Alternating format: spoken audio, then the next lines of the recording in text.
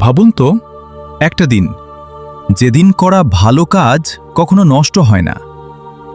হ্যাঁ, সত্যি, এই দিনকে বলে অক্ষয় তৃতীয়া।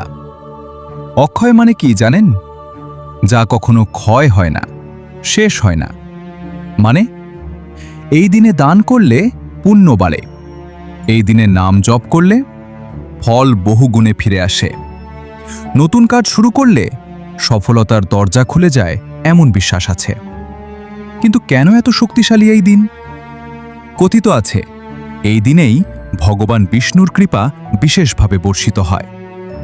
আরও শুনেন, মহাভারতে বলা হয় এই দিনেই অক্ষয় পাত্র পাওয়া গিয়েছিল, যে পাত্র কখনো ফুরাত না। ভাবুন, ক্ষুধার ভয় নেই, অভাব নেই, তাই এই দিনকে অনেকে বলেন অভাব দূর হওয়ার তিথি। এই দিনে কি করলে ভালো? প্রথম কাজ, সকালে স্নান করে পরিষ্কার পোশাক পরুন। দ্বিতীয় কাজ, ভগবান শ্রীকৃষ্ণ বা বিষ্ণুর নাম নিন। হরে কৃষ্ণ এই নাম জপও অনেকেই করেন। তৃতীয় কাজ, যতটুকু পারেন দান করুন। টাকা না থাকলে এক গ্লাস পানি দিলেও দান, এক মুঠো চাল দিলেও দান। চতুর্থ কাজ, নতুন ভালো কাজ শুরু করুন। ব্যবসা, ঘরের কাজ, নতুন সিদ্ধান্ত।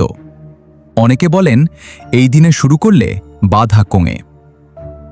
কি করা উচিত না?